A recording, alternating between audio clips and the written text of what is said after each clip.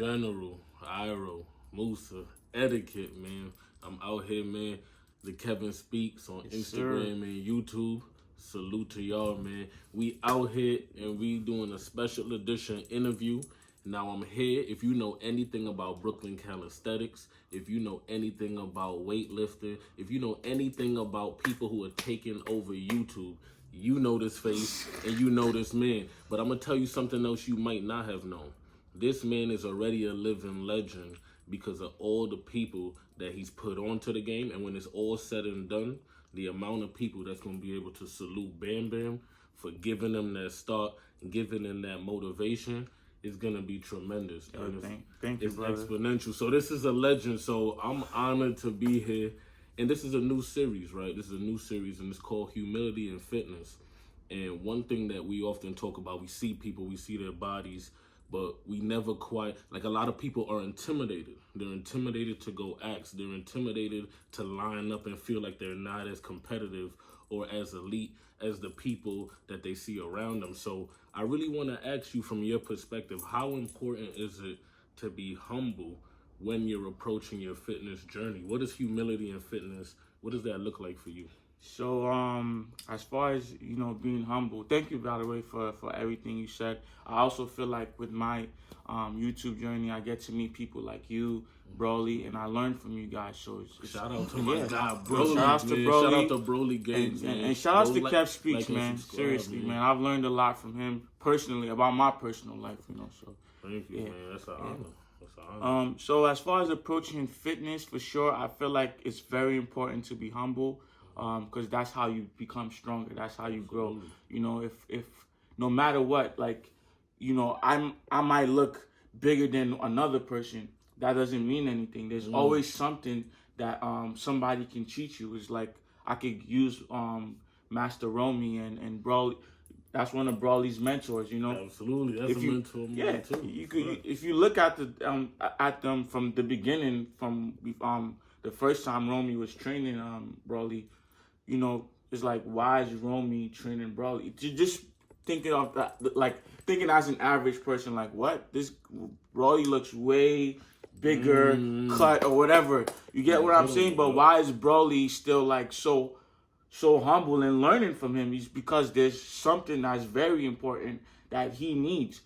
So if you always approach that with anybody in a humble mindset, like, yo, all right, there's something I can learn from that. No matter how strong you feel like you are, or whatever, how strong you think you look, there's always something you can learn from the person. And that's how you become stronger. When you're just humble to learning from other people, you're just open to learning from other people.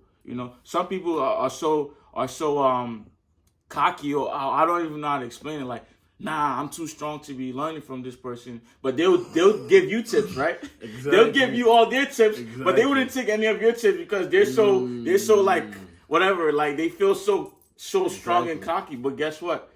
You're taking from them, and they're not taking from you. So I feel like that's the most important part. You have to be humble. That's like the first step, to achieving your goals.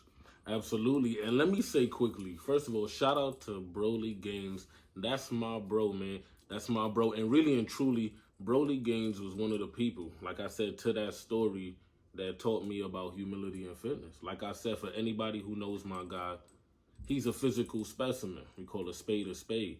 And when we were working out before the cameras, right, before the takeoff, before anything else, before all of his success, and salute and shout out to him for that, when we were working out before that in those winters, and he would go up to people and he would say, yo, bro, what are you doing? Or why are you doing that? And I would watch. And then eventually he would say, because you got to be a sponge. Because we need everything. We need all the gains. We can't leave any money on the table, right? And as I think about things like that, I want everybody to think about that. If you're being stubborn, if you're being standoffish, if you don't want to network, you're leaving money on the table.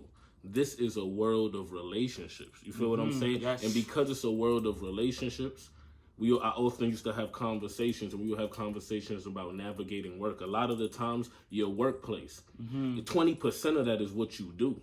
Another 80% is the navigation of people, the navigation of those relationships. So you're leaving money on the table every time. You don't go out there. Make yourself humble. No matter where you are, you can learn from anybody and everybody. Yeah. So yeah, man. And then let me ask you a question. So, what was a pivotal moment for you in your fitness journey and being humble? Describe a moment that humility and fitness helped you propel yourself to the next level. Man, there's so many. There's so many, man. I could give an example with Broly. You know, the first time we met, it was like he was trying to learn from me. You know, you guys saw me doing the handstand That's push-ups, real shit. Yeah. and it was like, yeah, you know, in my head, I'm like, that particular moment is like, I didn't look at him and see like, hey, I could learn anything from him. It was more like, I'm the one teaching you how to do a handstand right now. You get what I'm saying? But as in later on, you know, as we work out together, I'm noticing his endurance is way, way better than mine. You know, as far I couldn't even keep up when it comes to doing a certain amount of push-ups, certain amount of pull-ups, and whatnot. And, you know, I could have been like, man, I'm better than this guy. I feel you. You get what man. I'm saying? Like, I don't need to freaking do his work routines and workouts and whatever. I could do my own thing. I learned on my, but you know, I humbled myself and said, yo, I need to get my endurance up because that's where I am lacking. It shows. So I'm like, okay, I should train with. I worked out. I did his recommend training. You know, some of the training I altered it. Maybe I gave him a little bit of idea to make it a bit more difficult or just more creative. But most of the workouts, especially the Super Saiyan Challenge I'm doing right now, it's his program. You know, and I'm following it. I got more. People are telling me, yo, you got more lean, this and that. You know, and that's just me being humble to the fitness journey. You get what I'm saying? I feel you. Yeah, I feel like you should always be open to learn from people. I'll say bro as an example. There was a other person that used to train me too, Live and Direct. That's somebody that got me into engaging my core. Oh, Shout out to Live and Direct. Shout out to Live and Direct. Because the when I started my calisthenics journey, my form wasn't there. The pull-ups would be anyhow, the push-ups, but he got me to really engage my core when I do a lot of workouts. So let me ask you something else, because Bam Bam is going to be humble about it, but I'm always going to tell people about how he puts people on, tells people that, you know, puts the battery in your back to really help you and give you the motivation and inspiration. I know, shout out to Broly, he was the one that was telling bro, get a YouTube, so y'all could thank Bam for that. But with that being said, like, where did that spirit come from? Like, because there was no reason why you had to put anybody else on. You could have felt like you was going to hoard all the money and just use the different talent that you were seeing. Like, where did that spirit come from? Or has that just always been you? But what makes you want to give back like that? So I've seen, like, my journey as a YouTuber, I've seen people get used. You know, I've seen people, they will record people like Broly or me, and they would just use them to make, like, you make money for recording videos on YouTube. So it's like, okay, cool.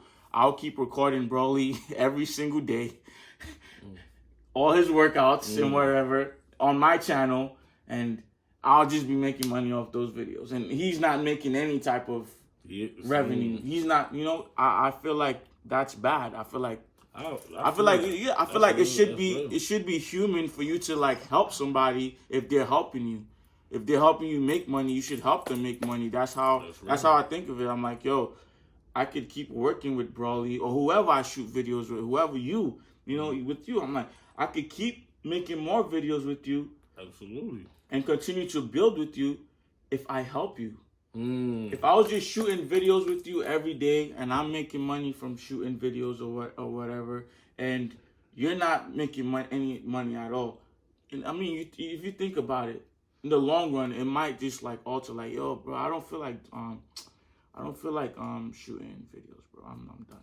You know what I'm saying? It might. That's what might happen. You know what I'm saying? Who knows? But if you see that I'm trying to help you to build your channel, help you make money, that would be something that will always push you, like, yo, this guy Bam also helped me, and he's helping, and there's an I make it an opportunity. So it's like, oh, it's an opportunity. So it will push you to keep going, which will help me. We help each other, you know? That's how I think about it. I don't see why it's very like, I don't see why it would be difficult not to help, you know? I definitely feel that, and I love that, and I love that energy. So I mean, like, so really and truly now, for all the people that want to get into calisthenics, all the people that may want to get into YouTube, that want to get into fitness, what would you say to the people that is day one? They go to the bar, they go to the gym, they're nervous, they're intimidated. What would you say to the people on day one? Yo, listen, man. You have to build your discipline.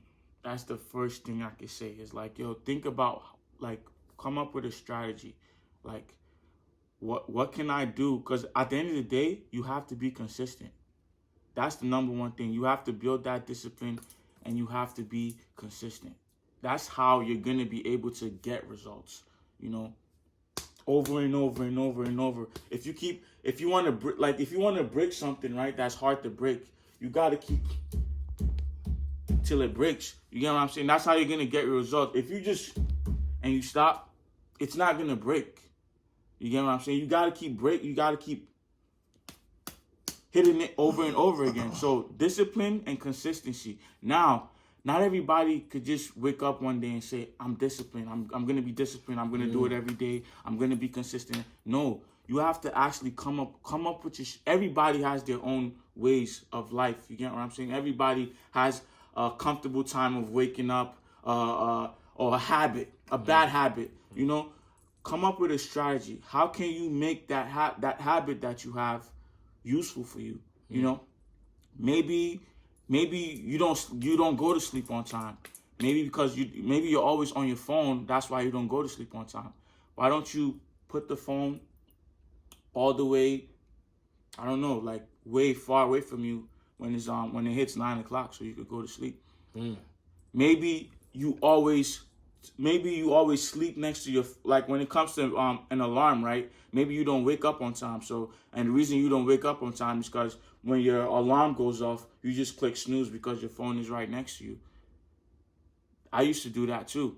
And what I would do to wake up early was I would put the phone far away from me so that once that alarm hits at 4:30 a.m., I have to get out of my bed. Hold on. I literally have to get out of my bed and walk and then turn the alarm off. So, we good? You good, bro? Oh, okay.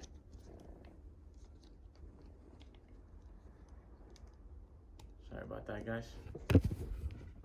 Yeah, sorry about that, guys. But yeah, I would have to walk and pick up my phone. By the time I'm already standing up, there's no point in me going back to my bed because I'm already standing up.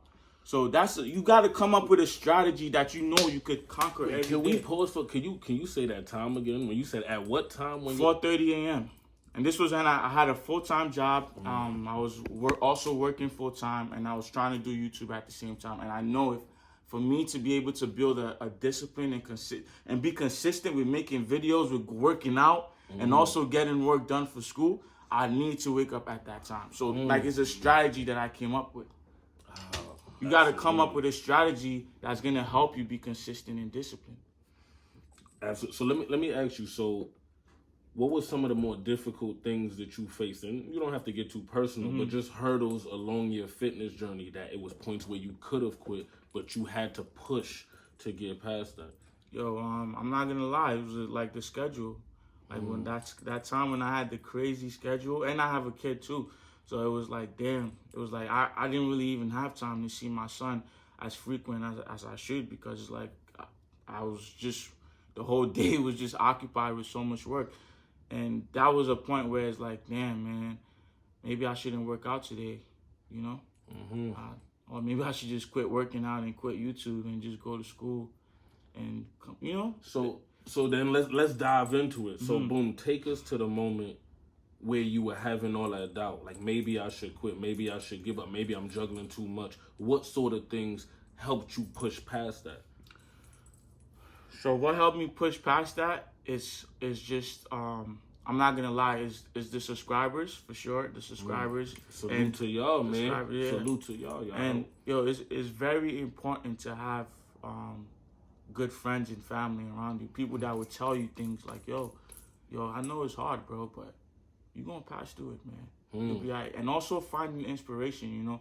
Like there's people that I would watch, like 50 Cent. And yeah, 50 Cent, I would watch their life stories and be like, yo. And there's people like, I'm like, yo, these people went through some crazy stuff in their life. That's a fact. You know, I'm like, yo, what am I complaining about? And also, I would think about the days I'm from Nigeria. So the days that I was in Nigeria, and I seen people sleeping in the freaking airport just to get to this country, and they never still got the opportunity to get to this country. And I'm like, yo, I'm blessed, man. Like, I need to go hard. I need to take, like, no matter what, how difficult things might seem, I still have an advantage, you know. I need to take advantage of everything I have as far as living in America, you know. Because when I was in Nigeria, I had to wake up the same time, like 4 a.m., 4:30 a.m. every morning to fetch water for what we're gonna eat, drink, shower, everything. You know? Oh man, yeah. What was the day? So take us there, cause we gotta dive deeper. What was it like? So take us through a day when you was in Nigeria, like. Yo, so basically, I'll give you a regular day. Like you wake up early, like 4, 5 a.m. You gotta fetch the water. Like so, I had to walk blocks, put the water on my head. I'll put a cloth on my head and put the bucket of water on my head. Walk. It would be like 5 times. So one water, that's probably the water for bathing. Back again, water for cooking. Back again, water for washing the dishes. Oh man. Water for drinking, and you know that would be the first thing I do before going to school.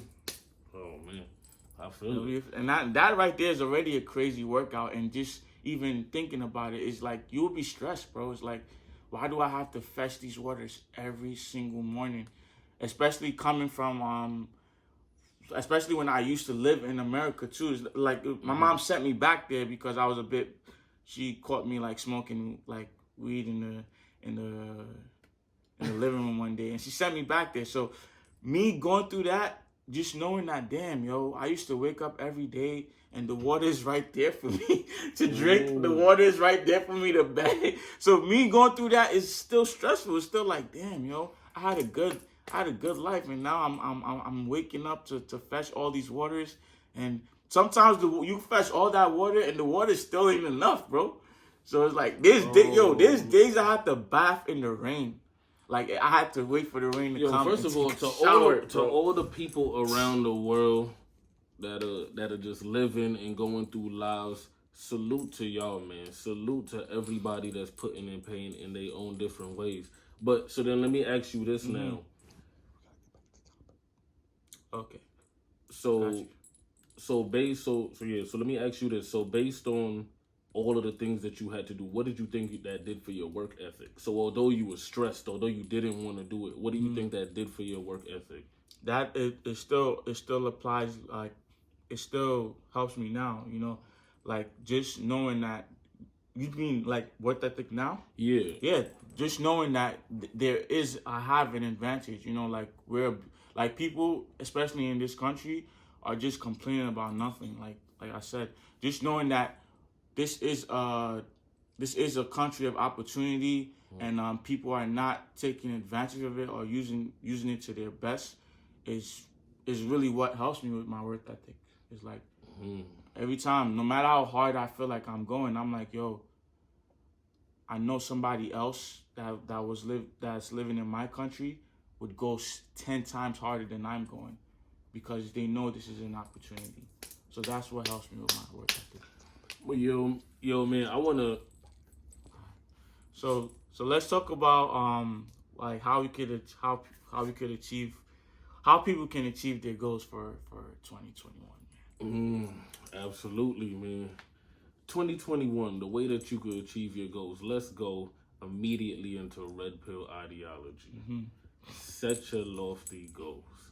Set your standards. live up to the standards that you set. The first way you're gonna meet your goals is if you set the goals that you want. Don't let your parents, don't let your girlfriend, your boyfriend, your loved one, nobody, don't let anybody set your standards for what you find acceptable. Then once you set the standards that you deem acceptable, work relentlessly to get there. Take your time to rest, unpack, make sure you're maneuvering, and then when you do that, you'll reach your goals and then you'll feel a lot better